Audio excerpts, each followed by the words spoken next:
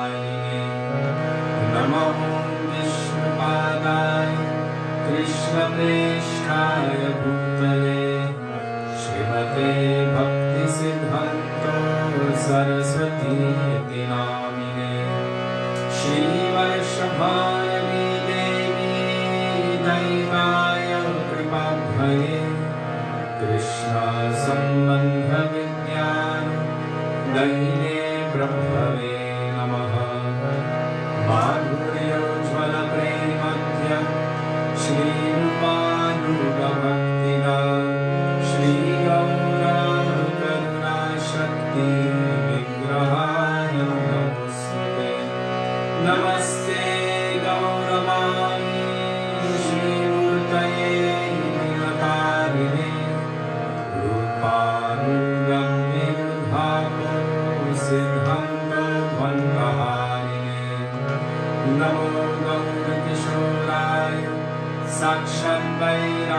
Murtaye Vipralambhaya Sambuddhe Param Murjayate Namaha Namo Bhaktivedanta Satchidanandamine Gaura Shakti Swarupaya Rupanugavarayate Gaura Virbhava Bhumestham Nirvishta Sajana Priya Vaisnava Sarvabhauma Shri Jaganathayate Namaha Manchakalpatarubhyascha Kripa Sindhubhyaeva cha Patitanam Pavanebhyo Vaishnavebhyo Namo Namaha Namo Mahamadanyaya Krishna Prema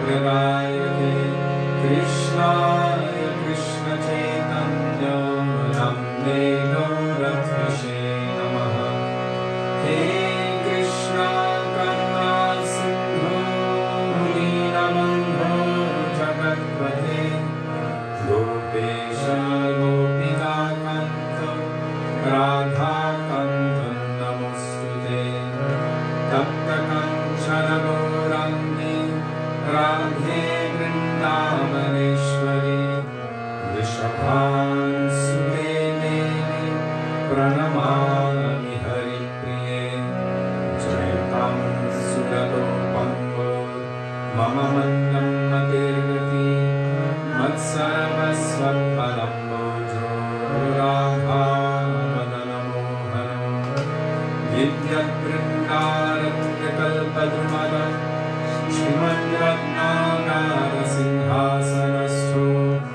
Shri Shri Radha Srila Govinda Devo Preshthaya Visnyamano Smarami Shri Mandra Sarasarambhi Himam Shivatarvatastritaha Karshantenu Svarargopi Gopinatha Shri Stunaha Vrindaye Tulasi Deve Priyaye Keshavasya cha Krishna Bhakti Pradeveni Satyavatyai Namo Namaha Panchatattvatmakam Krishnam Bhaktarupasvarupakam Bhaktavataram Bhaktatyam Namami Bhaktashaktitam Jai Shri Krishna Chaitanya Prabhu Nityananda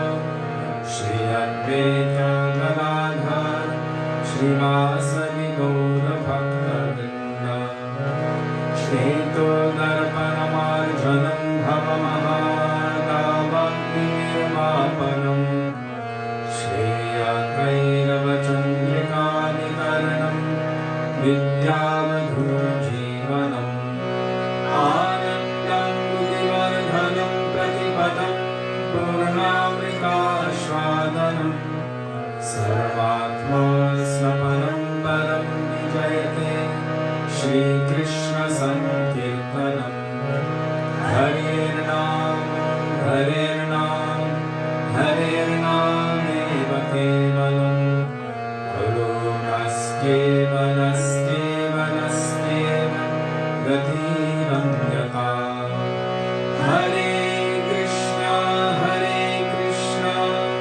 Krishna Krishna Hare Hare Hare Ram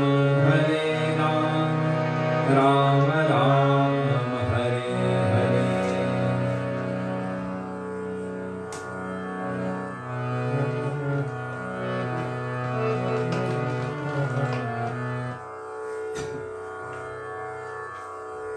Shri Guru Charana Kamala Bhajaman Page 359. 359. And if you don't have a songbook, Jiva Pavana Prabhu's beautiful, excellent seva is that he posts all of the bhajans and kirtans that we're singing so that we can all join in together. So be sure if you don't have a songbook, look under the name Jiva Pavana on the post, the latest post. He will be posting the bhajans and generally songs. Dandavat Pranam Shubhavana, Dandavat Pranama Vaisnavas. Kripa!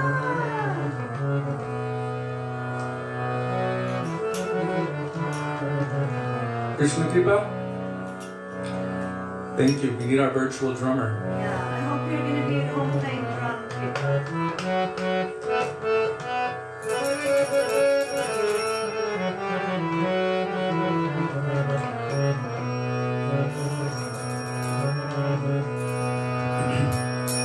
Shri Guru Charanam Kamanam Bhajavan Shri Guru Charanam Kamanam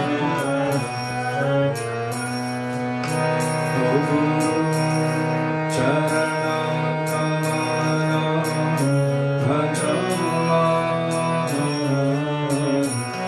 Charanam Kamanam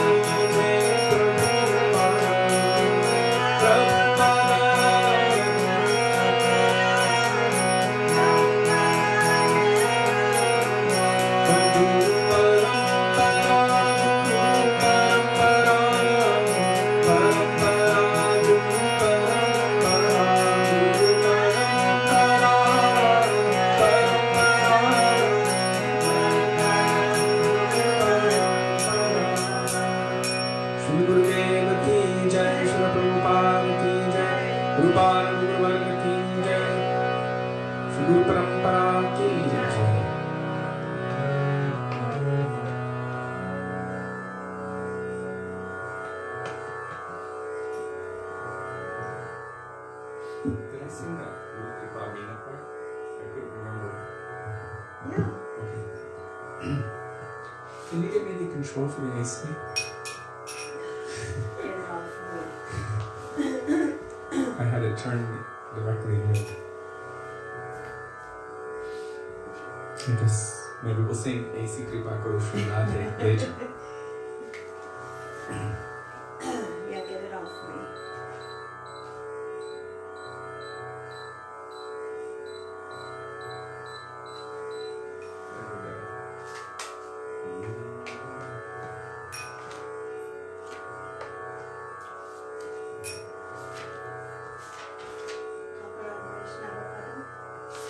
Thakura Vaisnavapada Avanir Susampada. Page 38. Or once again, just search on the thread for Jivapavana Prabhu's name, and he will post the kirtans as a beautiful seva.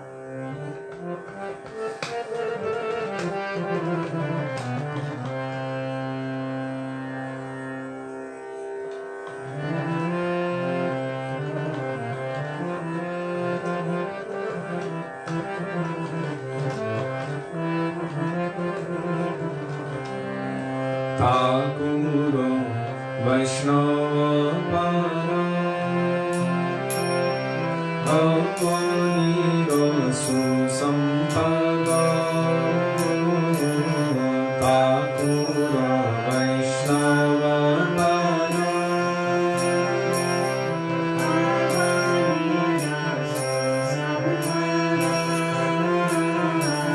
Vishnu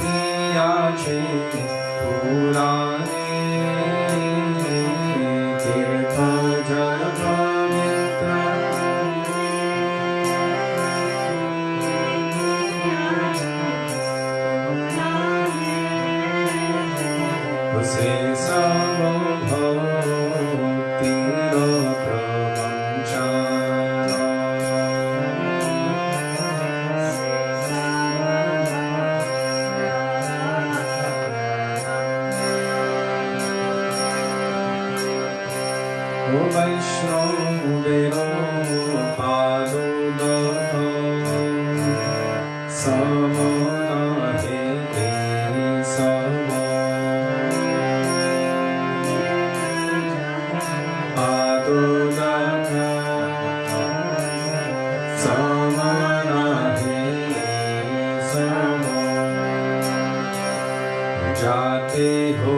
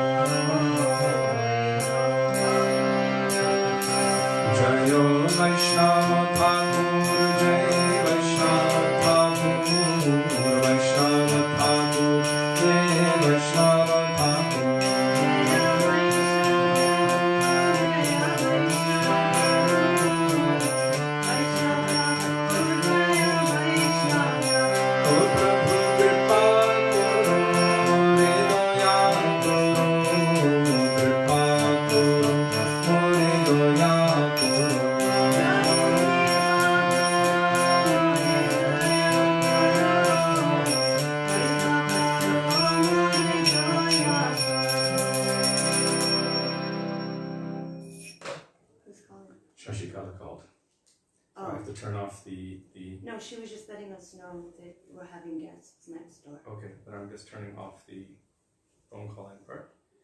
Okay, again.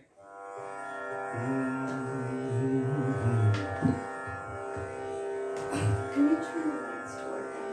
We're kind of hidden. There you go.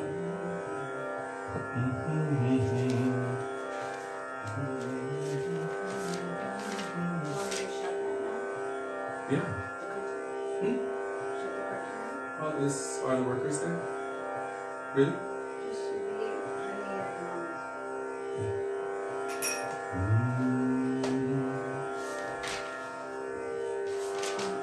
Never mind. We'll just leave it.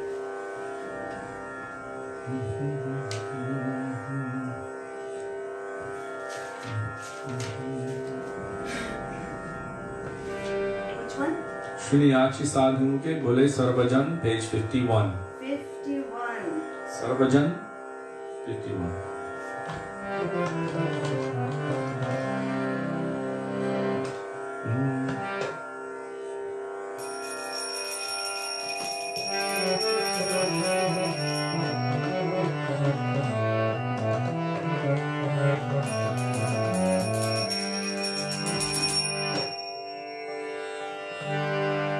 Shriniyachi Sadhu ke Bole Sarvajan,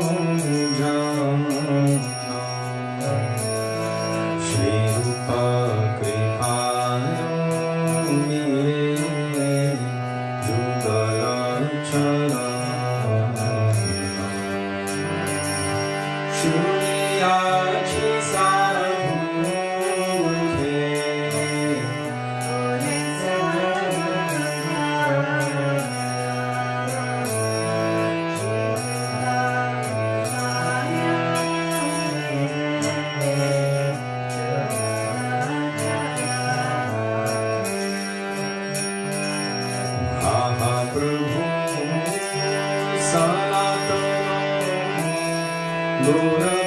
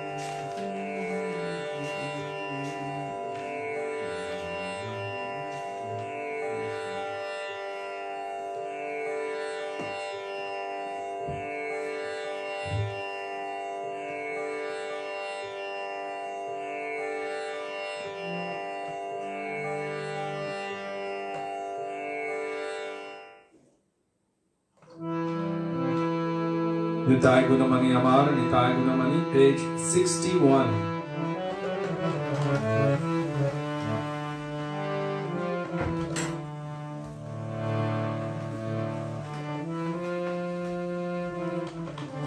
What's that tune used to do?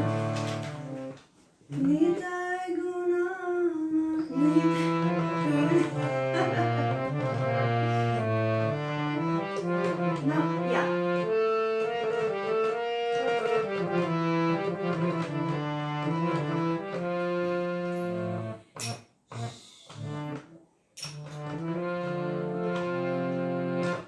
Okay, ready? I'm doing it.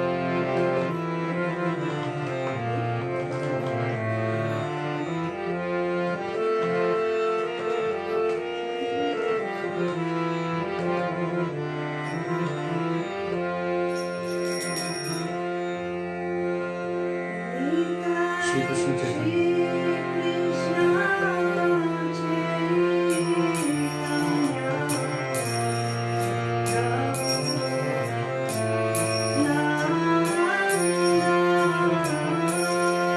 Shri Krishna Chaitanya, Prabhu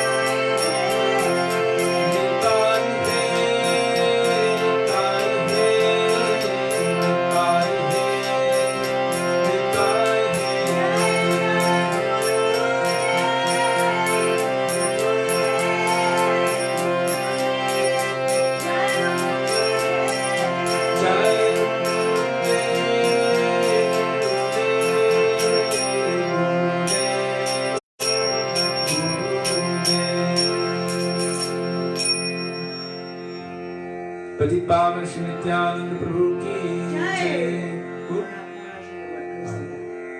So can you tell us why you just sang Jai Gurudev at the end of the Nitai Bhajan? Because Nitai is a Khanda Guru Tattva. What's a Khanda Guru Tattva? The root of Guru. Why are you doing that? I was just asking. Many years ago, someone asked Srila Gurudev,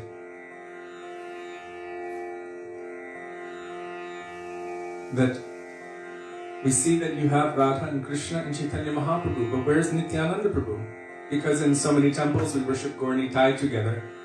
In the Gaudiya Mats, Srila Bhakti Siddhanta Saraswati Prabhupada mostly installed or did Pram Pratishtha of Gaur Gadadhar. Just look down 1 minute.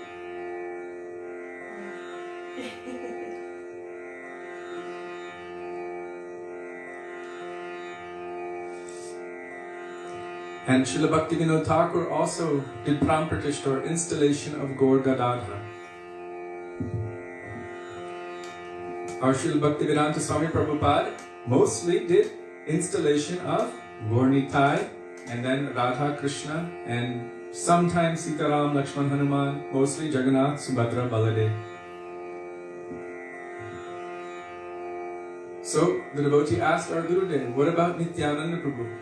And he mentioned, Srila Gurudev spoke that Nithyananda Prabhu is manifest directly and personally in front of you in the form of Sri Gurudev.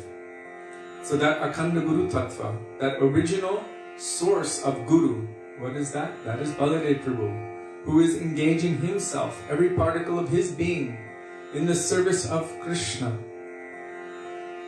That original, supreme, unbroken source, Akhanda Guru Tattva, is manifesting in an infinity of forms to teach you, me, and all others. Same wine, new bottles. Don't you always sing Jai Gurudev after Nitai? No. Oh. So, sometimes we sing Guru Nithyananda. So Nithyananda Prabhu is non-different from Baladev Prabhu. Brajendra Nandana Jai Shachi Shuto Hoilo Se Balarama Hoilo Nitai. Balaram himself has manifested in this world as Nithyananda Prabhu, and Krishna himself, Brajendanandan Shyamasundar, carrying a very particular mood, the mood of wanting to taste the bhavs of Srimati Radhika's love and affection for Krishna, as manifested in this world directly in the form of Sachi Shuta, Sachinandan Gaur Hari Chaitanya Mahaprabhu. And that Baladev Prabhu, every particle of his being is serving Krishna, is serving Chaitanya Mahaprabhu. And without his mercy, one cannot attain the shelter of the lotus feet of Radha and Krishna. So, that same Nithyananda Prabhu, his potency, his nature is infused within all Sri Guru. Because Guru Tattva is Ashray Bhagavan. Guru Tattva is one, but is Ashray Bhagavan, means the Supreme Personality of Servitor Godhead, as our Srila Prabhupada would say. So when we're calling out for the grace of Nithyananda Prabhu, we can also envision and see our own Sri Gurudev, that you are the embodiment of Nithyananda Prabhu's mercy in my life. Sri Nithyananda Prabhu ki Jai. Jadi Gauranga Nahito. Is that a no? Because I just sang that Abduliyam, yes. Jadi Gauranga Nahito.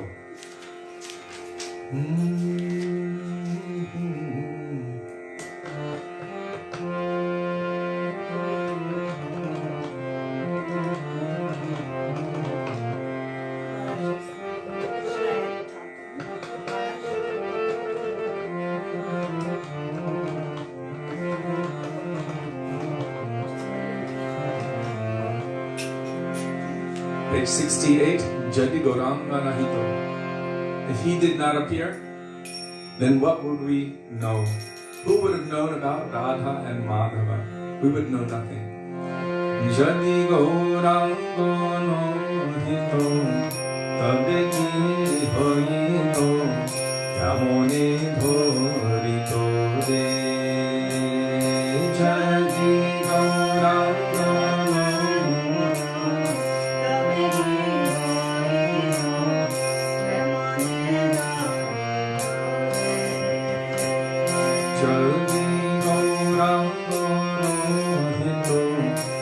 তবে কি হইত কেমনে ধরিত রে জাগিয়া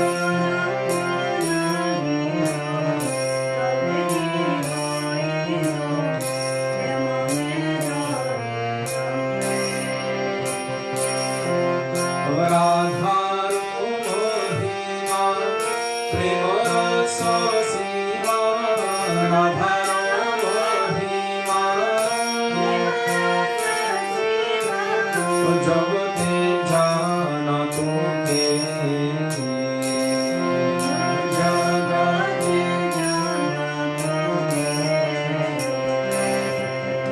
জগতে জানা তোকে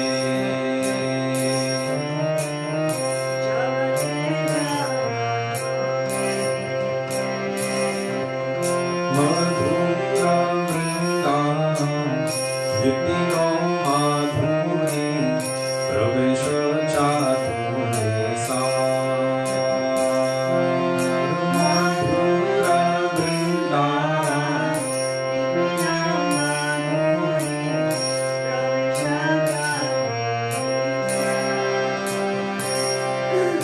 বরজ যুবতী ভাবের ভগবতী শক্তি হইত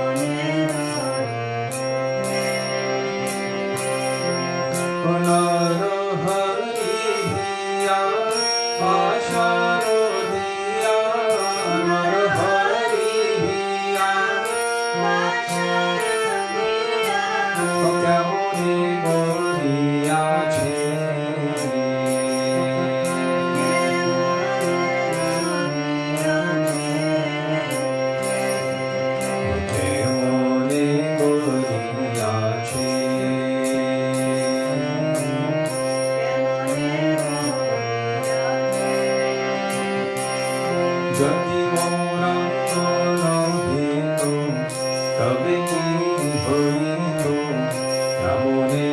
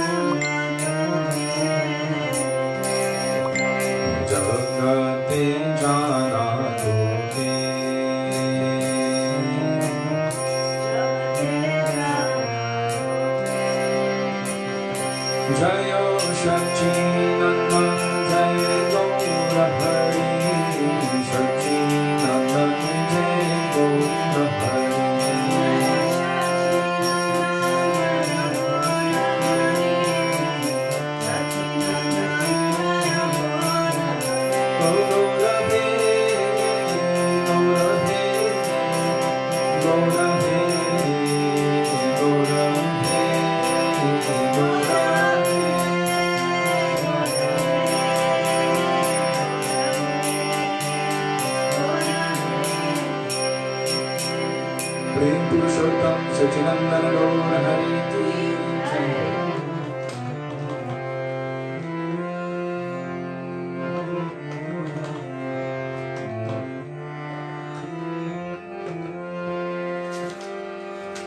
बंधु संगे जदि तब रंग परिहास।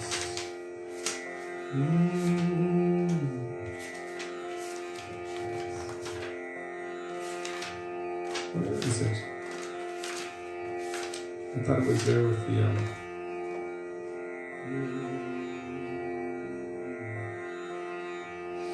It's so hard. 1, 2, 4.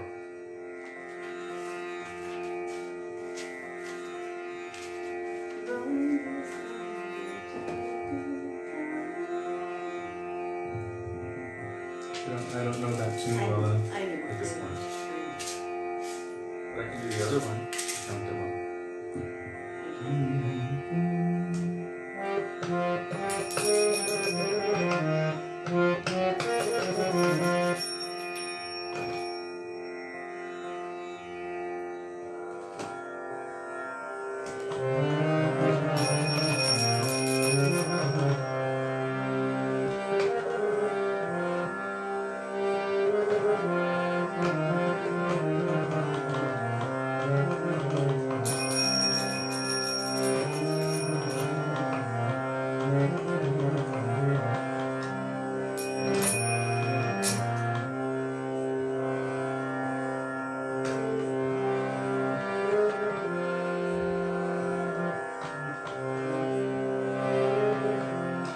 A little bit higher.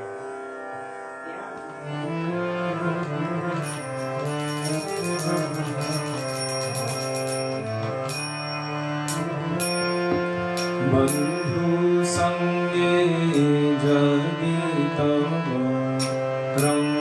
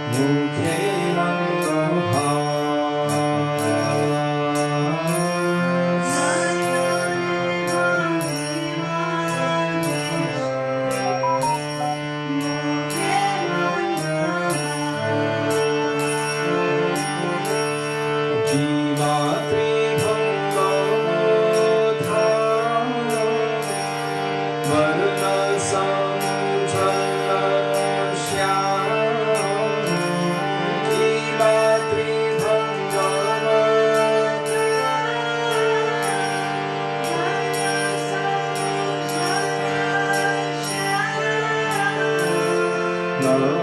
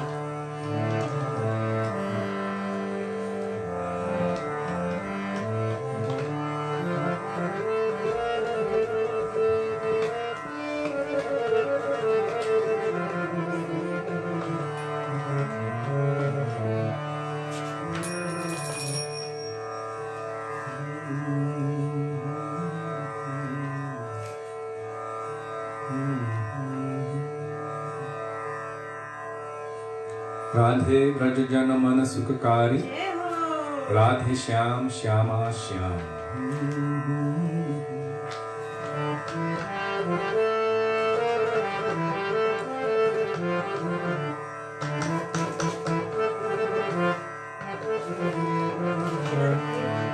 Page 366.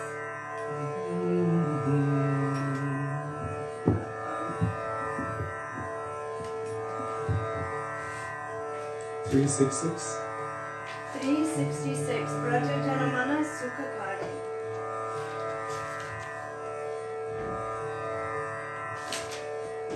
with a P.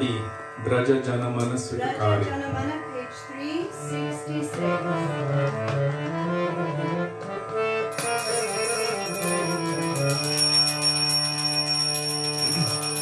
Shri Radhe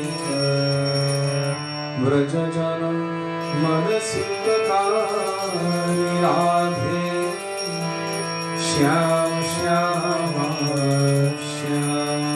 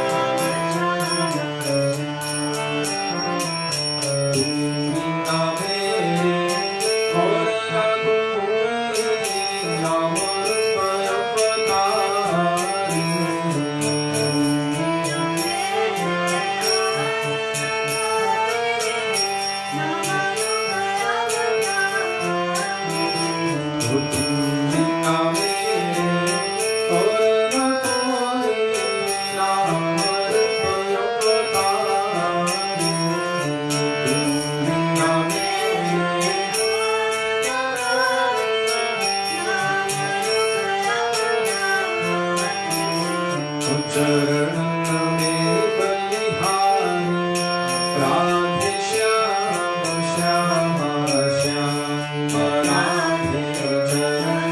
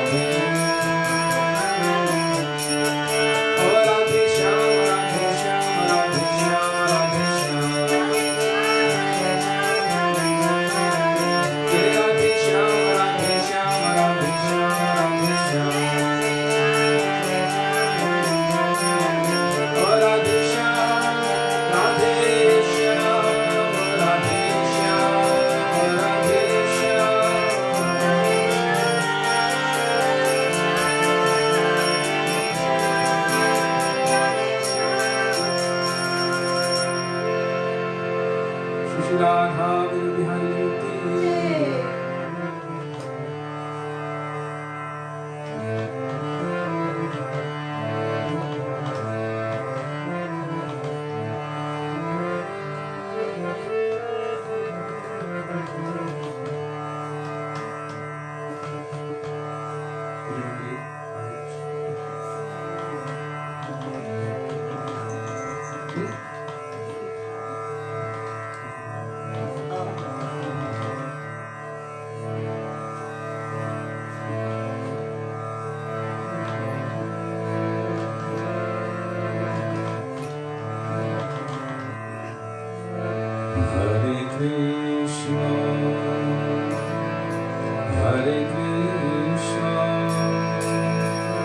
Krishna Krishna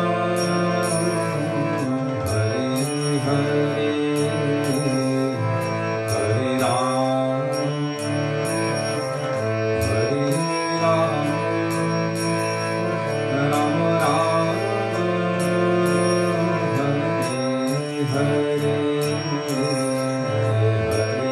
Krishna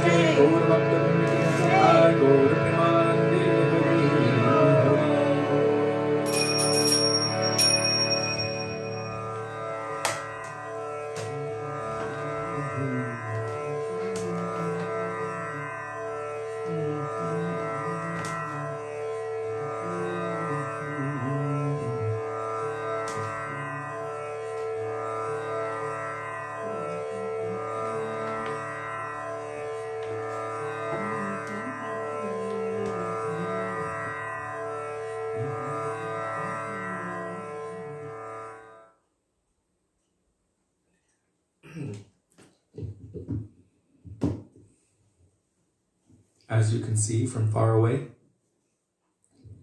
Thakurji Shringar has been adjusted. So, if you can patiently wait until the end of this program, then you will have close-up darshan.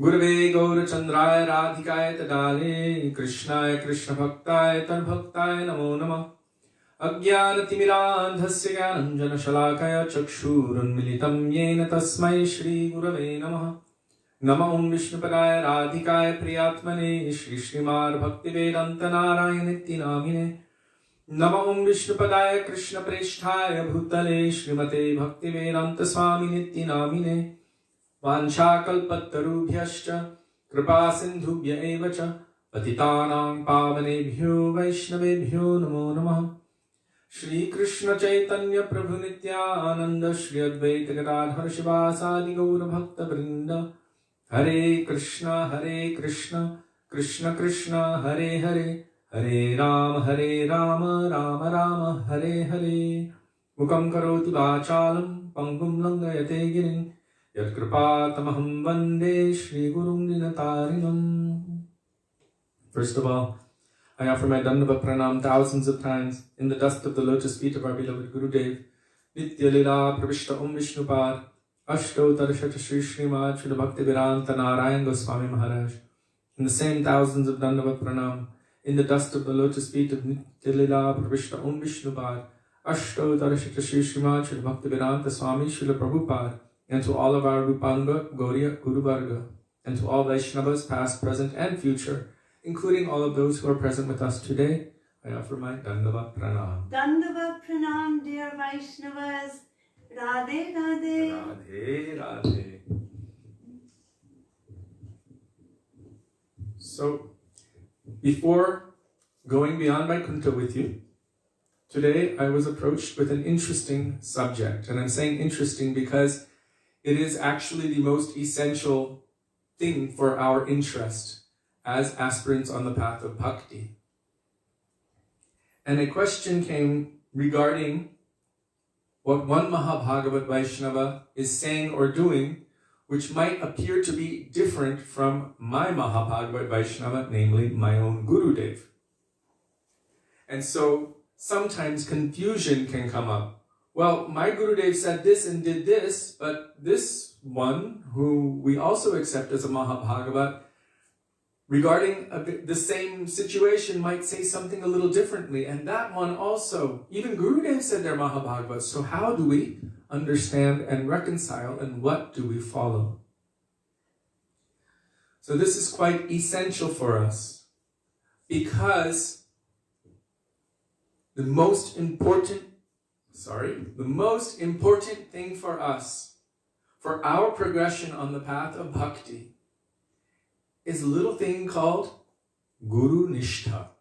Guru Nishtha is the backbone of bhakti. I didn't make that up. Srila Gurudev said it 1,000 million times.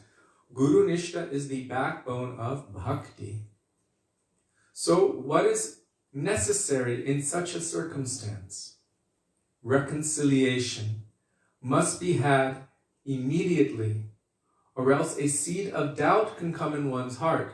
So Guru Nishtha, yes, we understand that all Mahabhagavats are our gurus, but still we must maintain allegiance to one particular spiritual master, and that is our Diksha Guru, who has given me Diksha, transcendental knowledge. Divyam Jnanam Kshapayati iti Dikshaha. Srila Jiva Goswami has explained it like this. Di means Divyam Jnanam, or transcendental knowledge. What is that knowledge? Who am I? Who is my Ishtadev, my particular worshipful Lord? And what is the mode of my service? What is the nature of my love and affection? And the expression of that love and affection between me and my eternal Lord, my particular Ishtadev. This is Divyam Jnanam, and the awakening of that to its unlimited transcendental reality. And Kshapayati means, and the natural subsequent removal of all impediments to that goal. So kshapayati. Divyam jnanam kshapayati iti diksha. This is diksha. So what is the function of all other Vaishnavas in relation to me and my progression on the path of bhakti? The function of all other Vaishnavas is to increase my nishta in my Gurudev. This is the natural function of all those who are in the realm of shiksha. Can you just clarify something before you move on? You're speaking about having nishta and allegiance and loyalty to our particular Gurudev. So what if your particular Gurudev is speaking something that is maybe not spoken by other acharyas or not in Shastra? Then what do you do? Because I think that's important within the realm of Yes. listening. So the speciality of Gurudev, Guru means heavy. Heavy means heavy with what? Truth. Heavy means heavy with truth. And what is truth? What is revealed in Shastra, what is revealed by other Mahabhagavat Vaishnavas, what is revealed by the sadhus and our Guru Varga, Guru Parampara. But what is Shastra? Shastra, scripture, is the words, the teachings of Sri Guru. So when I'm speaking about allegiance or nishta in the lotus feet of Sri Guru, I really mean Sri Guru, one who is endowed with Shri, not just creating or concocting or making things up or presenting things in some kind of sentimental way. Oh yeah, it's like this. No, well maybe I'll change it. Let me make it like this. Not like that. That's light. That is called laghu. There's a difference between guru, which is the heaviest substance, or as our Srila Gurudev said, even heavier than Krishna himself, and laghu, which means light. For some reason, when I picture light, I think of things which are fluffy and things which can easily be blown away. Like any piece of straw or cotton candy or, whipped cream, light, full of air. It doesn't have substance. It's not weighty with truth. And what is that truth? What is the function of Guru? Jigyasu Shre Uttamam Shabde Parecha Nishnatam. They must be well versed in all Shastra, and they must be able to remove all of our doubt through the medium of Shastra. So anything that they present will have its foundation there. It should be able to be reconciled. So if any other Mahabhagavat says or does anything different, and it creates doubt in our own Gurudev, then it must be reconciled. And if it cannot be reconciled, then our Gurudev should reconcile it. And if he cannot reconcile it through the medium of Shastra, then we have a problem. That is why it is essential that all gurus are representative of Vyas. That's why when we observe their birthdays, we call it Vyasa Puja, because they are manifesting Tattva, Praman, Shastra. And if they don't have that as a foundation, then reconciliation is necessary. So what is the context? Why are they doing this? Why are they saying this? Give me a good reason. And this is what our own individual faculty of discrimination is necessary for. To be able to discriminate between what is in line with truth from Shastra and what is just speculation off the top of one's head. Sometimes we've received so many pastimes and leelas from Rupa Goswami, Sanatan Goswami, Jiva Goswami, so many of our Guru Varga who have witnessed these pastimes. But the Tattva Praman and the Tattva Siddhanta always remains as it is, without corruption, because that is the meaning of Tattva. It is essential, foundational, unchangeable, eternal, transcendental truth. That is a Tattva. So you cannot vote on Tattva. It doesn't change. Oh, well, it was once this, now it's that. It doesn't change. Tattva is Tattva. And I'm quoting Srila Gurudeva Maharaj here. He said, you can't vote on Tattva. Tattva is tattva, truth is truth, and that's as it is, or what it is. When they say as it is, it means it's not up for question. There's no adjustment to that. Now, when any Mahabhagavat Vaishnava says something or makes some kind of apparent statement which seems to differ from the essential foundational truth, then it's necessary to understand what they have done and why they have done it, what was their intention. That is why Krishna says in Bhagavad Gita, Tadvidhi pranipatena pariprashnena sevaya. Pariprashna, or relevant inquiry, is essential for the progress of the jiva to move forward. It doesn't mean that after accepting Guru in our life that we never ask questions again. No, more should come. The more that we're endeavoring on the path of bhakti, more questions should come. But there shouldn't be a mood of antagonism or doubting, but it should be like, I don't understand. Gurudev once said something which seemed completely opposite to everything he was saying for 11 years. So I went to him completely like, everything you've been telling for 11 years, what you've just spoke seems opposite and I can't reconcile it. Can you help me? He was so happy, and he actually allowed me to express to him what he had been saying for 11 years. So I was telling him all of the things that he had been telling for 11 years, and he was like, yes, yes, and I could see his eyes growing wider, and the glint in his eyes, like, you heard it. Yes, yes, yes. And I said, so how do I understand what you're saying now? It seems to contradict everything you've said. What do you want me to do? And then he began to give a reconciliation, a necessity according to the current time, place, and circumstance. So what he was presenting afterward was a concession on the tattva, which was necessary for kala, desha, patra, time, place, and circumstance. And he presented that to me in such a way that I could understand, reconcile, and become peaceful. So this is essential, not that we just kind of let everything go in, because with so many apparent opposites, it can create a lot of confusion. And with that confusion, if we don't feel solidity in our spiritual understanding, then very easily something can come from outside which seems more solid and knock us off of our rocky, shaky foundation. If we are not convinced, if we don't have conviction.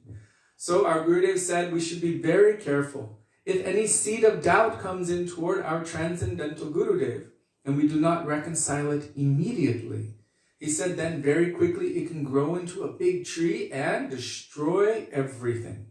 What will be destroyed? If there's no Guru Nishta, there's no bhakti.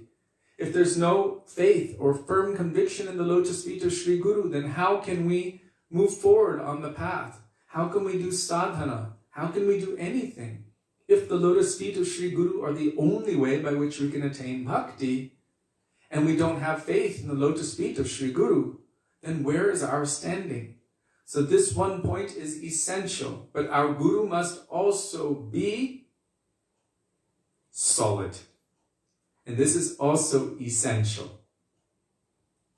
So often, more often than not, those who are, I'm going to use the word, posing in the position of the highest level Guru are not that. And because of that, they tend to change their position. So that means they are lacking gurutva. They're moving according to popularity, for example. Oh, if I don't adjust, then I'll lose this, I'll lose that. Our Srila A.C. Bhaktivedanta Swami Srila Prabhupada, he said, I don't change the tattva. He said, if I changed it, oh, we would have so many millions more followers if I didn't give the 4 regulative principles, for example. Imagine. He said, I'm telling no illicit sex, no intoxication, no gambling, no meat eating. He said, if I didn't tell those rules, oh, so many more would be interested. But I cannot change the essentials or the foundations. So he acknowledged that. And it's easy when you make it easy or cheap, then you get a lot more kanaka, a lot more wealth, a lot more sense gratification, a lot more pratishta, name and fame and followers and position. It is so easy to make claims and to make adjustments and to cheapen the whole process. But for us, it is essential that that person we surrender to, that person that we give our shraddha to, our faith to, we place our soul at their feet with the conviction that they will make that soul qualified and engage that Atma in the service of the Supreme Soul of all souls. This is Radha Krishna. That they will engage our Atma in service and they will give it qualification. This is very big, big trust. We're putting our trust there. That is really the meaning of pranipad. Surrender, submission means I trust you. I'm giving you myself. Not just this body, that thing inside, which is the most essential part of myself. I am offering that. Even in this world, people don't always do that in relationships with each other. But when they come to Guru and they give themselves, it's everything. Mind, body, words, soul, everything. That is why it's so devastating when Guru fails the disciple. So Srila Prabhupada said it is essential that one takes shelter of that highest level personality, because if one takes shelter of one on a lower position and they fall down, it causes devastation in the spiritual progress of that disciple. So I'm establishing that there is something known as Shri Guru versus all other kinds of Guru. There might be Madhyam and lower level Madhyam and even Kanishta Gurus, and many more than that you will find kangaroos. Our Gurudeva would say, be careful for the kangaroos. Kangaroos, I know it's not speciesism, but it's a joke. They come into your life, they bounce into your life, they have a big pocket, and they'll take your car and your car keys and your bank account and your wife and your kids and everything else that you own. They'll beat you and they'll bounce away, leaving you completely confused and discombobulated. Be careful for these kinds of persons posing as Guru. In this connection, Srila Bhakti Siddhanta Saraswati Prabhupada, he acknowledged that there are so many persons who are in that role of not really being real Guru, but who are taking the role of Guru. And he has emphatically stated that one owes allegiance to their Guru in as much or as long as that person is altogether good. That means that the disciple must always keep their faculty of discrimination with themselves. Not that my Guru is one day appearing to be constantly serving Krishna and always chanting and everything, and the next day he leaves that and runs off with some lady, and then the next day you find him taking drugs, and then the next day, no, and that everything is okay? No. This is to accept all of it as equal. It's almost like Mayavad, that it's all one. So this is not the meaning of allegiance to Guru. Allegiance to Guru means that person always maintains Gurutva. And what is that Gurutva? They are firmly bound to the lotus feet of Krishna, and because of this, there is nothing of this material world that can charm them or distract them. So he said the allegiance should be there as long as they are altogether good. Means not absorbed at all in any mundane thing. They're not absorbed in the workings of this material world or Maya. Then we can maintain allegiance to them. This is allegiance to the Gurutva. So Guru is not just a person, but Guru is a principle. Guru is that heaviest substance, and that person who is able to maintain carrying that heaviest substance, or this Gurutva, they are really known as Guru. So all other Vaishnavas, there is a tendency among devotees these days, and I have noticed it quite conspicuously. It's quite conspicuous. I mean, it's quite common now that people will take or give preference to so many others over their own Guru, although their own Guru is also saturated in tattva. If one's own Guru is really Gurutva or heavy, and they have given us refining understanding, refined understandings of all Shastras, if they have given us proper deep conceptions with Shastric backing, in a way that we should have firm conviction, then what another says and another says and another says, we should understand that according to the conceptions we have received from our Gurudev, because he's already reconciled all of these points. So when other apparently opposing points might come into being, we should see them in the light that our Gurudev has given us. Then we can maintain Guru Nishtha. And this was exemplified by our Param Gurudev, Srila Bhakti Pragyan Keshav Goswami Maharaj, on multiple occasions. Srila Bhaktivedanta Vaman Goswami Maharaj, his main disciple, means the one who became Acharya of his mat after his departure. And our Srila Gurudev, Srila Bhaktivedanta Narayan Goswami Maharaj, have both written and spoken many times about the unprecedented Guru Nishtha of our Param Gurudev, Srila Bhakti Pragyan Keshav Goswami Maharaj, in his own Guru. Guru Nishtha in Srila Bhakti Siddhanta Saraswati Prabhupada. When discrepancies came up and apparent differences came up, he understood and he said, I do not recognize, I don't know or understand even what my Purva Acharyas, means the previous Guru Varga, have given. I accept that what my Gurudev has given is the unerring truth. Means there's no mistake in that. And he has the proper understanding of all of them.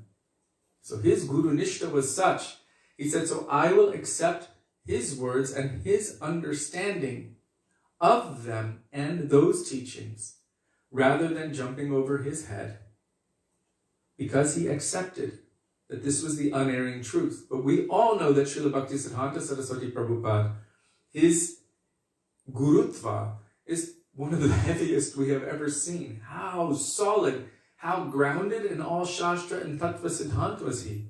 Unshakable and unbreakable, that he would boldly stand in the face of every jiva in the universe who was loudly and boldly proclaiming the untruth at him in one voice, and he would loudly shout back the truth. That kind of gurutva he has. I don't know many people who can do something like that. When you have 10 people looking at you, kind of like shunning you, shaming you, 100, 1,000, 1,000,000, most people will start cowering into a corner at that time. Who can stand up to all of that, all the falsity of this material world, and loudly proclaim the truth of the transcendental world? Only that person who's so grounded in truth. This is Guru. So before continuing on with going beyond Vaikuntha, Jiva Pavana Prabhu just posted a quote from Jaiva Dharma, chapter 20.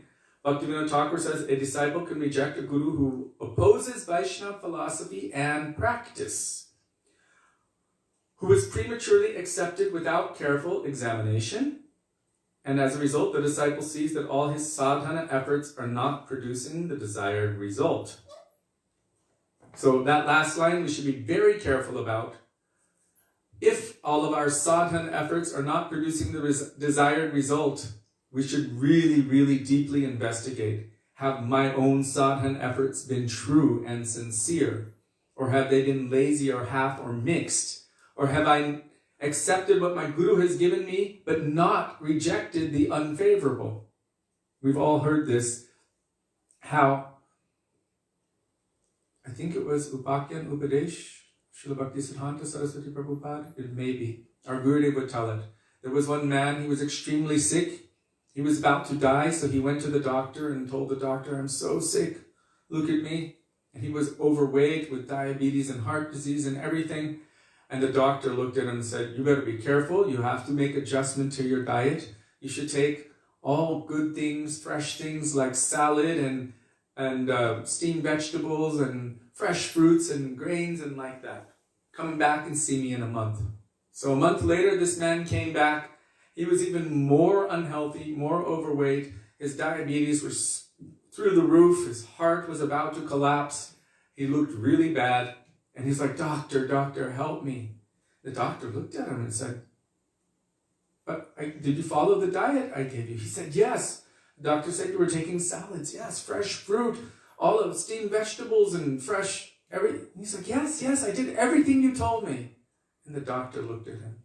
Did you give up all of those donuts and all of those bad things that you were eating, all of the junk food and everything else that you were eating? He's like, no, I just added your diet on top of my previous diet.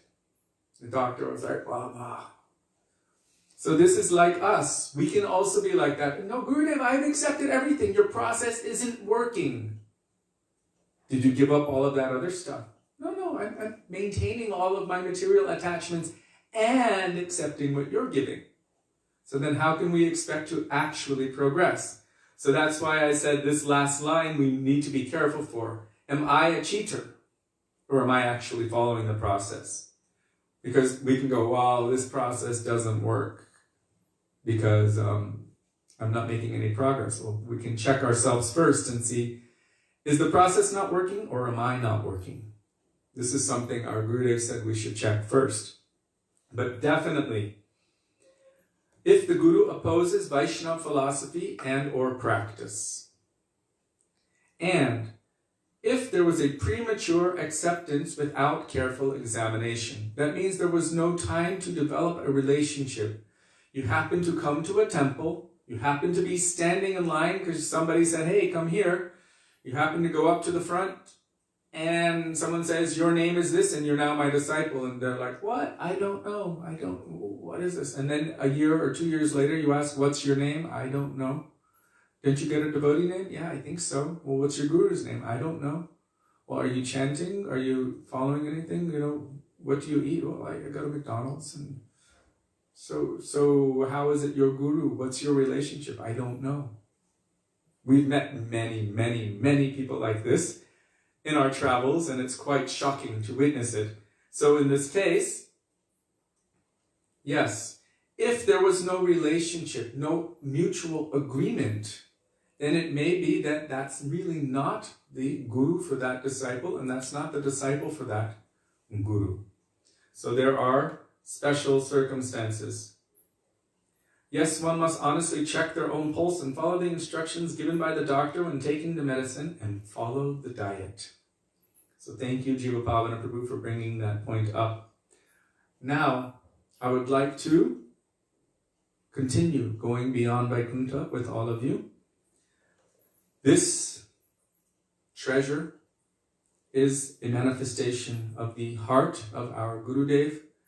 One of his commentaries on Sri Sanatan Goswami's Brihad Bhagavatamrita, which he witnessed in divine trance.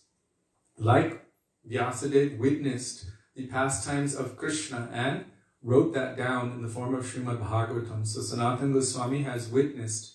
Gurudev said, whatever Sanatan Goswami has given, we should accept as absolute truth.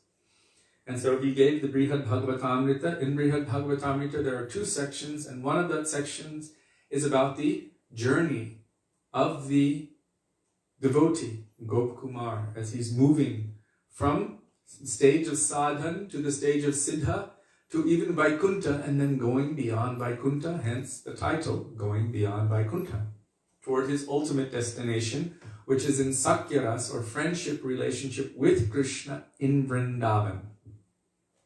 So our Gurudev has given this beautiful commentary on Sri Sanatan Goswami's heart's treasure. And so we will pray to them in the words of Raghunath Das Goswami, Vairaga Juga Bhakti Rasam Prayatna Apayanan Mam Anubipshamandam Kripam Budirya Paradukuduki Sanatana Swam Prabhum Ashrayami. Begging in the dust of their lotus feet that may even a particle of their moods which are present within these pages manifest within our hearts.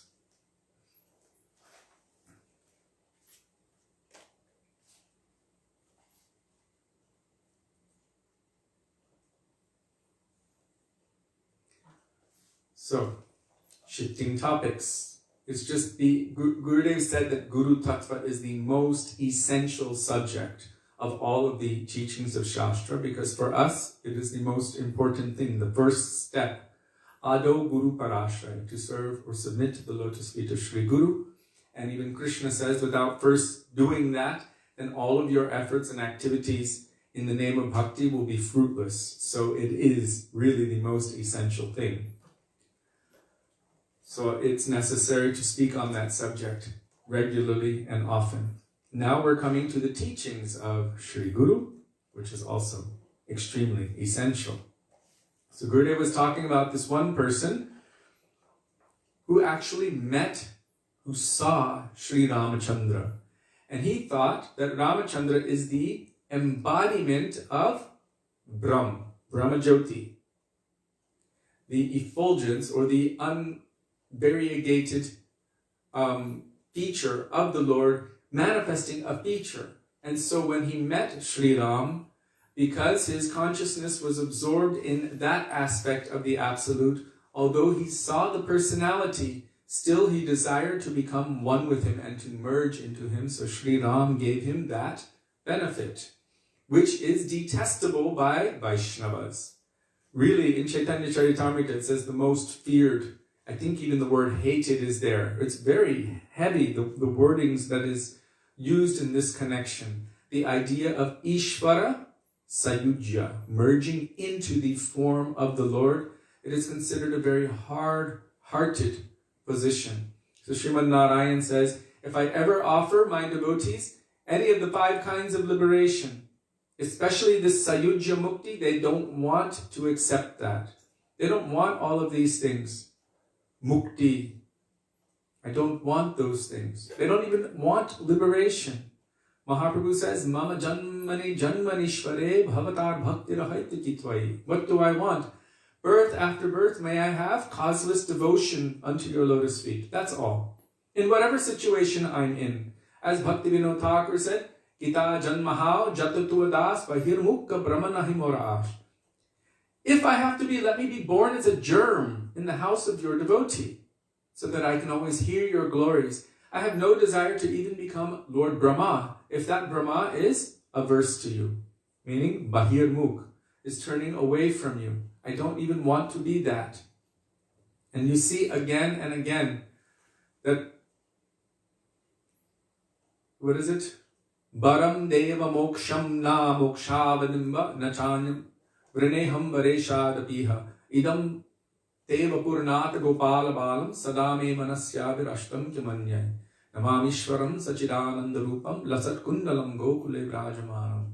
I don't want all of these other things, these material things. Even the desire for moksha, the desire for liberation or freedom from material suffering or material duality. Rupa Goswami, what does he compare it to in Sri Bhakti-rasamrita Sindhu? Mukti mukti spriha javata pishachi. The desire for mukti. This is not in line with the nature of the soul. The desire for bhukti, material enjoyment, is not in line with the nature of the soul. What is the nature of the soul? Jiver Swarupa Hoy, Krishner Nityadas, to serve Krishna eternally. This is the intrinsic nature of all souls. And then there's also the specific nature of each soul, which is also inherent within it.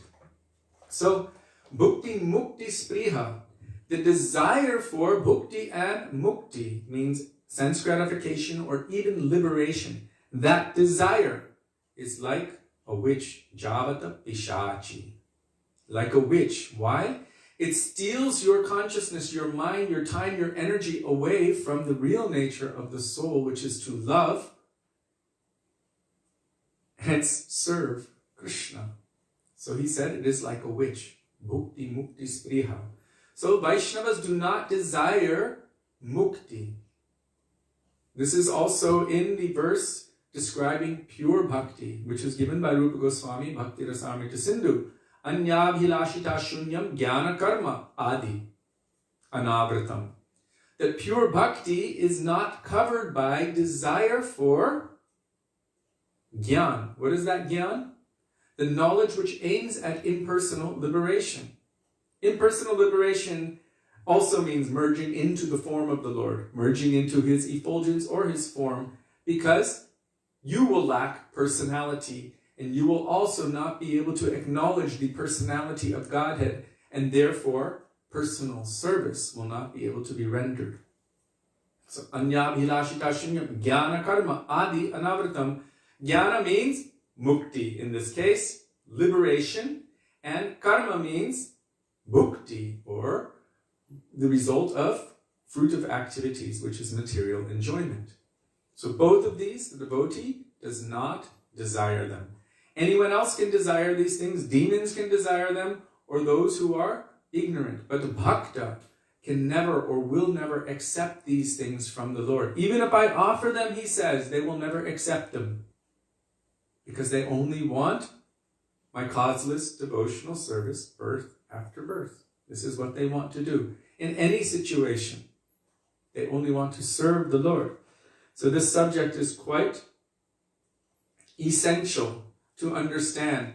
And Mahaprabhu tells us that we should be so careful about entertaining these subjects, even in our mind or our heart, that it can actually uproot our inclination, our desire for bhakti, which means we can be lost for millions and millions and millions of births. And from the perspective of the pure Vaishnava, from the perspective of the devotee, one moment of separation from service to the Lord is like millions of years in hell. So how can one voluntarily accept millions of years in hell? This will be like an eternity of damnation, suffering. It strikes fear in their hearts. There's a prayer by Srila Bhaktivedanta Thakur, one of his bhajans, where he's actually praying to the Lord, please be merciful to me, so that at the end of my life, this desire for freedom from material anything, for liberation or mukti does not manifest in my heart. Or this idea of merging into your effulgence or into your form, that this does not manifest in my heart. I can't remember which bhajan it is, but when I read that, it really struck me that he's praying, don't let that come into my heart at such a time. It strikes fear, terror into their hearts. They only want to love and serve Krishna. I remember once our Srila Gurudev, Srila Bhaktivedanta, Narayan Goswami Maharaja, he sent a public letter out to all of his disciples around the world. And I don't remember seeing any other letter like that. It came once like that. This is a public letter from Gurudev to all of you. And what did it say? My dear darling sons and daughters, whatever you do, I'm beseeching you, I'm begging you, please do not associate with those who have these conceptions, who will try to enforce these conceptions in your minds and heart. Please avoid that association. He was begging us, please avoid it. It is unfavorable, so the most unfavorable thing for your bhakti. So please, I'm begging you, avoid that association. One of you may have that letter available, but I don't know if you're going to post it here. So now Gurudeva is talking about what is real liberation. And there was a discussion which took place between Sarvabhauma Bhattacharya and Sri Chaitanya Mahaprabhu about what is real liberation. In the verse, Tattenu Kampam, the last part says, Mukti Pade Sadaya Bhak. And so they wanted to change the word from Bhagavatam into Bhakti Pade Sadaya Bhak. But Mahaprabhu explained the purest or finest or highest definition of mukti. What is real liberation? According to Srimad Bhagavatam, it is Swarupena Vyavastiti, that liberation which bestows service to the feet of Bhagavan, which is the highest destination. That liberation which bestows service to the feet of Bhagavan. So this can also be considered mukti or liberation, but it is the highest ideal or idea of it. It's not liberation from suffering of the material world, or freedom from dualities, or the feeling of ceasing to exist, or merging, nirvishesh or shunyavad. It's not either of those. Prabhupada came to completely demolish these things, nirvishesha shunyavadi. He came to preach the conceptions of Sri Chaitanya Mahaprabhu. So when we say that part of his pranam mantra, nirvishesha shunyavadi, those are not the things that we want. Those are the things that he has come to demolish.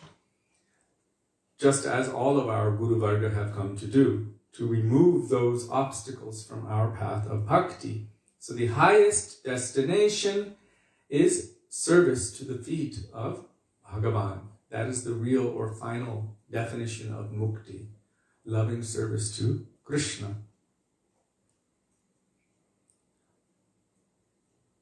So now Gurudev is saying those incarnations will not give this type of mukti. There's so many avatars, but they don't give that kind of mukti. They will give any other kind of mukti, but not service to the lotus feet of Krishna. Especially they will not give it to those enemies whom they have killed. No, we've seen it again and again. When they kill them, then those souls merge into their body. Nrsimha killed Hiranyakashipu and Varaha killed Hiranyaksha. Yet neither of these demons obtained liberation in that birth. But Krishna killed numerous demons and not only gave them liberation, to some he even gave prema.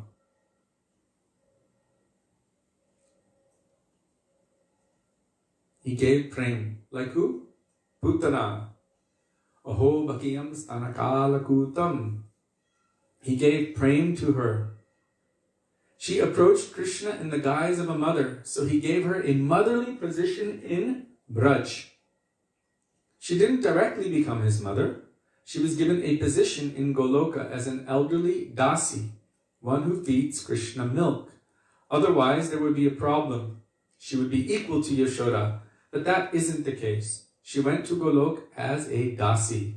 This type of liberation Krishna can give, and no other incarnation can give it. It means that they don't. So here, when Putana came to Krishna, she was actually a vile, terrible witch. She's a Kechari witch. Kechari witches have a speciality. One, they can fly in the sky, hence the idea of a witch flying on a broom handle. And two, they like to drink the blood of young children. That's how they kill them. They drink their blood. So this is a Kechari witch. And she was sent by King Kamsa that you should kill all the young children. So what was her intention? It was to kill Krishna. So she smeared a very powerful poison on her breasts. Very powerful. And then she assumed the form of a beautiful, beautiful Apsara-like character. Apsara means a heavenly damsel.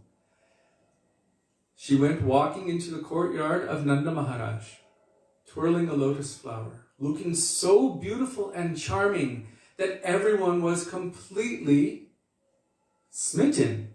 How beautiful is she? She must be like a goddess of fortune. She wants to come and see Krishna. Perhaps she will bless him. Mother Yashoda, Rohini Maya, all saw how beautiful, how wonderful she is. They allowed her to enter directly into the inner chambers of Krishna's home. And there she took that baby and held him up to her breast and began to feed him her milk, which was laced with very, very toxic poison. So she approached Krishna in the guise of a mother. She even gave her breast to him and was giving her milk to him. But at the same time, she was giving poison. Because Krishna is who he is, Krishna. He was sucking out that milk, but he was not affected in the slight bit by the poison. And although she had the power of 10,000 elephants, she was trying to push him away. Why? Because he wasn't only sucking out her milk, he was also sucking out her life. She was trying to push him away, but he was holding on, and she could not push him away. And because of losing her life in that process, she was running, trying to push him off, and then she assumed her true hideous form. 12 miles long. She was longer than Aghasur. Aghasur, the snake demon, was only 8 miles long.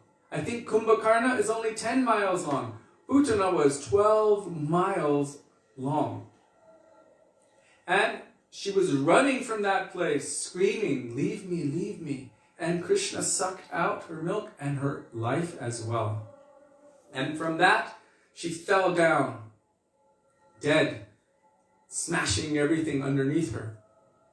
And everyone was completely freaked out. Where is Krishna? Where is Krishna? Only thinking of Krishna. Is he safe? Even Mother Yashoda was completely desolate. What happened? I just let this witch in to take my baby. And then they went searching, and they found that Krishna was just playing upon the mountain. Her whole body was like a mountain, and Krishna was playing on her upper portion of her breast as a little baby just crawling around, and they rescued him. Because he had touched her, and because he took her life, when they burnt her body, it smelled very, very fragrant like incense. And because she had approached him in the guise of a mother, Krishna awarded her the position in Goloka Vrindavan as a nursemaid. Not the same as Yashoda, but like that, an assistant as a nursemaid in Goloka Vrindavan. Even though she approached him with intent to kill him, because she approached him in the guise of a mother. So this verse in Srimad Bhagavatam, Aho Bhakiyam Stanakala Kutam says, how is there any form, is there any aspect of Bhagavan that is more merciful than Krishna? Although she came to him with intent to kill him because she came in the guise of a mother, he gave her liberation, not just liberation, but prem. And he gave her the eternal position of a nursemaid in Goloka Vrindavan. How merciful is Krishna? Is there any form of the Absolute that is more merciful than him? When Pundarik Vidyanidhi heard this verse, he went mad in praying, rolling on the ground, ripping his clothes, screaming, calling out the name of Krishna. How merciful is Krishna? So then the question was asked, if she approached him like that, in the guise of a mother, but she had this negative intention, this ill intention, which was not bhakti at all, and still he gave her prema, then what to speak of the destination of someone who approaches Krishna with a mood of love and affection, who really wants to love him? How powerful is it just to approach him in the dress of a devotee? That's why we wear these dresses, just in case. Maybe I'm like a putana inside, but anyhow, let me approach him with this dress. But let me associate with Vaisnavas so that the mood of loving service for Krishna will also awaken in my heart, that I may be able to serve him intimately with love and affection. So we approach Krishna like that. So in this case, he gave her a motherly position in Braj. As here Gurudeva is saying that he didn't give her exactly the position of Yashoda, because Yashoda has a prioritized position. She is Krishna's eternal mother. So there's a prioritized position there. In the same way that Krishna is not giving to this world in the form of Mahaprabhu Unata Ujvala Rasa to everyone, because that is the property of Srimati Radhika. And if we all had it, then what would be her speciality? What would make her different than anyone else? So what we can receive is the semblance of that, or the shriyam, the beauty of that, in the form of Unata Ujvala Rasam Sva Bhakti Shriyam.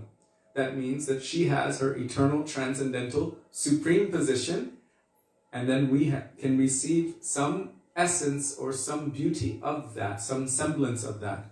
So Putana could not attain the position of his mother, but she was able to attain the position of a dasi, or a servant of his mother. So this type of liberation Krishna can give, and no other incarnation can give it. Those that are killed by Bhagavan are generally given ordinary destinations. But don't think that he doesn't give liberation as well. He can give liberation. Now here, Gurudev is contrasting Krishna from Bhagavan. Because generally we say Bhagavan, this means one who's endowed with the 6 opulences. Krishna also has this, but Krishna of Vrindavan is special. He even has 4 extra qualities that even all other forms of Bhagavan don't have. And that is his Rup Madhuri, the sweetness of his form, Venu Madhuri, the sweetness of his flute playing, his Leela Madhuri, the sweetness of his pastimes, and Prem Madhuri, the sweetness of his love, of the nature of the reciprocal relationship of love between him and his devotees. So he has 4 specialities that no other form has. So Gurudev here is saying those that are killed by Bhagavan are generally given ordinary destinations. But don't think that he doesn't give liberation as well. He can give liberation, and to devotees he gives prem. So this is important. We don't just want liberation, we want prem, right? When we're saying the 10 offenses to the holy name of the Lord, in the very end, in order to achieve the desired success, the desired goal or the desired success, Krishna Prem. We don't want Krishna, we want Krishna Prem. Divine transcendental love and affection for Krishna. There's a difference between the two. So many demons attain Krishna, but who attains love for Krishna? That is a different thing. Only devotees attain the love for Krishna. So here, Gurudev is saying, Chitraketu Maharaj did not desire liberation, so he prayed. Na kaprishtham na chaparameshtyam na sarvabhaumam na rasadhipatyam na yoga siddhir punarbhavam va samanjasatva virahaya kangshe. That's from Srimad Bhagavatam 6:11-25. O Bhagavan, I do not desire to attain Dhruvalok or Brahmalok, nor do I desire to rule over the middle or lower planetary systems. I also do not desire the mystic perfections of yoga, nor liberation from the cycle of repeated birth and death, if it means being separated from you. So this is similar to what we have heard of what Hanuman spoke, what Rupa Goswami collected in Padyavali. I don't want any of these other things if it means separation from you. So what is that? To attain Dhruvalok, Brahmalok, to rule, to have immense power over the lower middle planetary systems, or mystic perfections of yoga, the end result of yoga. I don't want even those things, nor liberation from the cycle of repeated birth and death, if it means being separated from you. Narasimhadev, Lord Nrsimhadev offered liberation to Prahlad Maharaj. He offered it to him. But Prahlad did not desire it. Nrsimhadev was asking him, what do you want? I'll give you anything. And Prahlad said, I am not a businessman. The nature of our relationship is that you are always my master and I am your eternal servant. And then Prahlad said, very respectfully, that it is not befitting of the master to offer special favors to the servant, and it is not proper for the servant to ask for special favors from the master. So Prahlad said, I don't want anything. I'm satisfied simply serving you. In this way, devotees don't desire liberation. But if anyone wants it, Bhagavan can give it. And he gives prema to those who worship him with a desire for it. So this is essential for us. What is the root qualification for bhakti? Really, we're seeking prema bhakti, that divine love for Krishna. What is the root qualification for it? The intense, greedy desire to have it. Tatra lolyam api mulyam ekalam. That is the only requirement or the prerequisite, the essential root cause of Krishna bhakti rasa's awakening in our heart is the intense, greedy desire to have it. And wherever it can be had, wherever it can be purchased, one must purchase it without delay. The beginning of that verse is Krishna bhakti rasa bhavitamati. This is spoken in the section of Chaitanya Charitamrita where Mahaprabhu is conversing with Raya Ramananda. So, if anyone wants it, Bhagavan can give it. He gives prema to those who worship him with a desire for it. So all of our association with pure devotees, this actually increases that desire to love and serve Krishna. Krishna Bhakti Janmamool Hoy Sadhu Sangha. How essential is that association with pure devotees? It is the root cause of this desire for loving Krishna, awakening in our hearts, and even after the attainment of perfection, after we've attained perfection, Krishna Prema Janmetenho Puna Mukhya Anga. It is still the most essential thing. So here,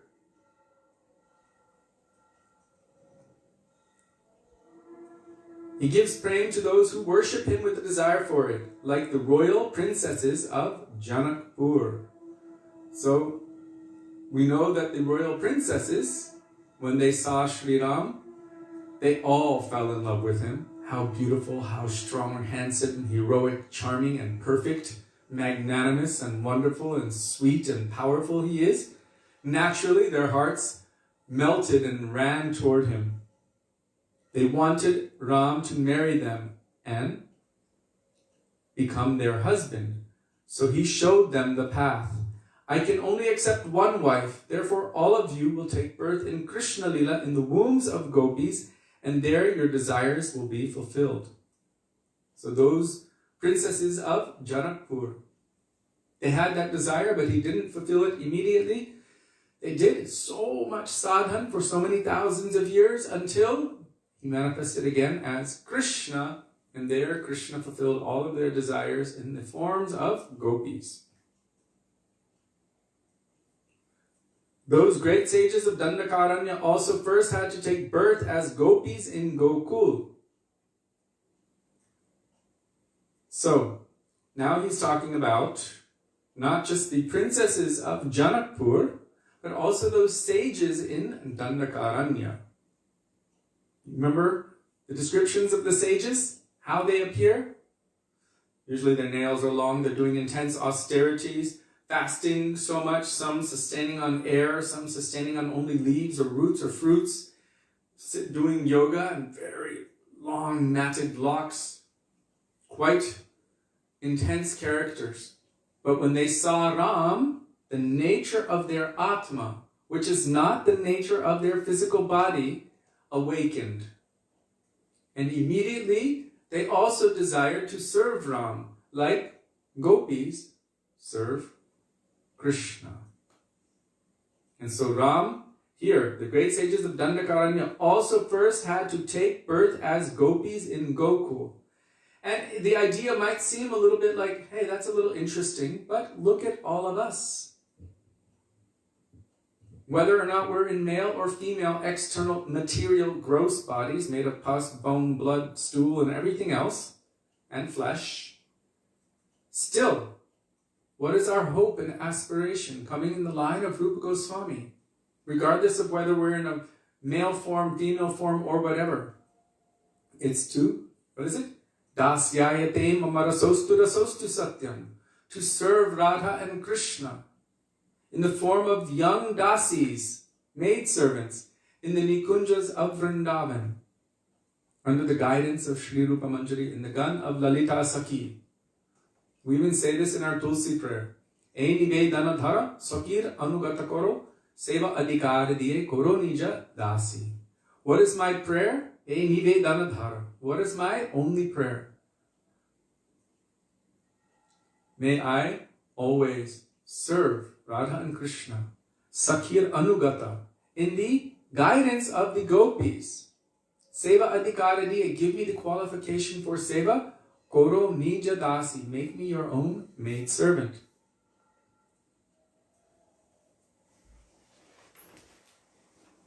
So those great sages of Dandakaranya also first had to take Gokul.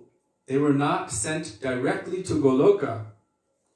Their identities as gopis had not yet developed, so they had to first reside in the Braj of this world for some time. That's why we pray, especially on someone's birthday. May you never take birth again, unless it's from the womb of a gopi when Krishna is performing his pastimes in this world or in any home of Vrindavan. You have to be specific. There. Yeah. We're back. How long was it gone? It just went out when we were talking about unless it's from the womb of a gopi. Hare Krishna. Are we back? Yeah, we're back. Unless it's from the womb of a gopi. I'm thinking, happy birthday to you. Unless it's from the womb of a gopi.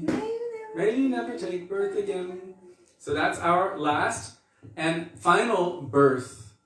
Srila Prabhupada writes this in his purport in Srimad Bhagavatam. Our Gurudev has also very emphatically declared this, that is our hope, our aspiration. Our last birth is taking birth in Bhoma Vrindavan from the womb of a gopi at the time of Krishna's pastimes. And from there, we will be naturalized into Krishna's pastimes. And when he winds up his pastimes, or even at that time, no one's going to think, oh, look, it's the new girl. You're not going to be one of those outsiders. Oh, did you see? Look, it's the sadhana siddha. And then they'll like that. We're nitya siddhas and that's a sadhana siddha. No, you will be part of that pastime. And then from there, as Krishna winds up his lila, you will also wind up your lila of anything of this world and continue with Krishna in his transcendental pastimes. I don't see any... No, they're saying back. Everything's fine. This is not fine. Yeah, but it's back. Okay. So... At least it happened at the end, guys. Yes, I think we didn't lose any of the essence of that point. So we should understand that even if we make progress and go through so many different situations, until we become mature, even Gop Kumar had to come back to Bhoma Vrindavan. Of course, he had a special kind of transference, but for most, our process will be just that we will take birth from the womb of any gopi as our final, last birth in this world. I won't call it the material world because it will be in Bhoma Vrindavan during Krishna's pastimes, which means it will be transcendental. And from there, everything will flow completely spontaneously and naturally. So we should pray for this and hope for this. The other day, Sudevi said, we were on a walk and she said, I never want to be born in a situation in India as a woman, especially in today's India, how there's so much subjugation and everything. She was just like, I want my last birth to be in the womb, from the womb of a gopi in Vrindavan during Krishna's pastimes. She was saying it like that. I thought that was quite interesting. So we can pray for this, that highest possible destination, that I want to serve Shri Radha and Krishna in the Nikunjas of Vrindavan. There's no harm in that. That is a beautiful prayer. It's there in the Tulsi Bhajan. It's there in Jai Radha Madhava Kunja Bihari. It's there in Radha Krishna Pranamur Jugala Kishore. It's there in that mood. It's in every word. It's there in Sri Guruvashtakam. And it's there if you have the eyes to see, like our Gurudev and our Guru Varga, in every syllable of Srimad Bhagavatam. It's there. Srila Gurudev ki jai, Srila Prabhupada ki jai, Rupan Guru Varga ki jai, Gaur Bhaktivedanta ki jai, Gaur Premanande Hari Hari Bol. This is connected to that. Quickly before it goes out. Hare Krishna, Krishna Krishna, Hare Hare.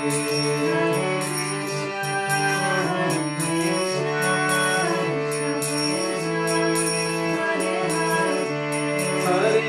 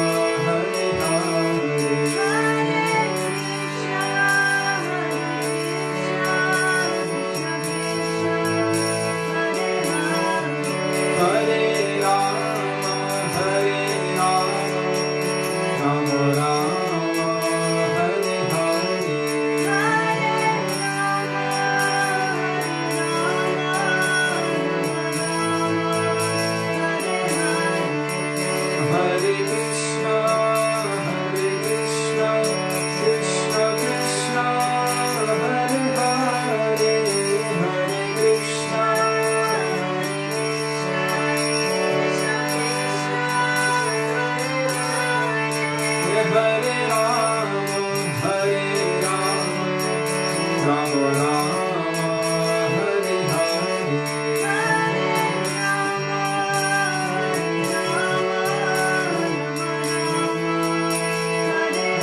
Nitai Gaura Hare Bol, Hare Bol, Hare Bol, Hare Bol.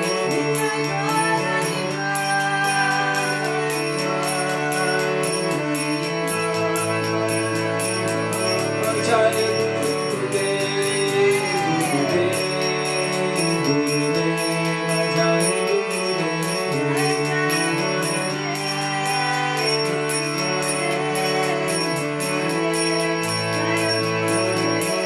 Jai Prabhupada, Prabhupada, Prabhupada, Jai Prabhupada.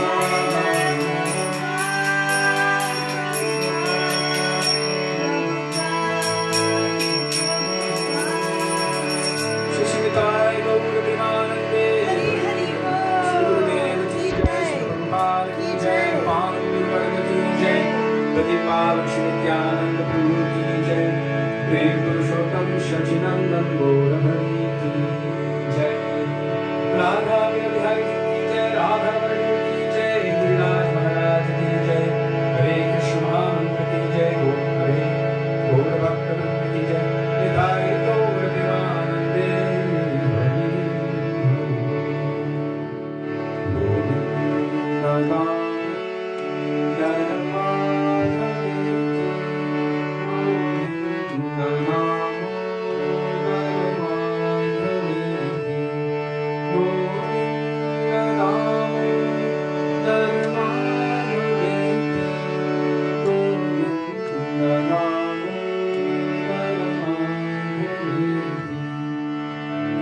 Radhe Radhe Radhe Jai Jai Jai Shri Radhe Radhe Radhe Radhe Jai Jai Jai Shri Radhe Radhe Radhe Radhe Jai Jai Jai Shri Radhe Radhe Radhe Radhe Jai Jai Jai Shri Radhe Shri Vrindavan Bihari Lal Ki Jai Jai Jai Shri Radhe Jai Jai Shri Radhe Jai Jai Shri Radhe Shyam Gaura Premanande Hari Hari Bol.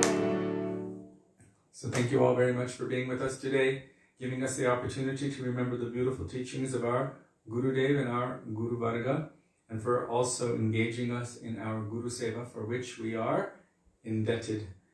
We look forward to being with all of you tomorrow. Dandavat Pranam. Dandavat Hare Krishna, Pranam. Radhe Radhe. Radhe Radhe. Radha Vino Bihari Ju Ki Jai.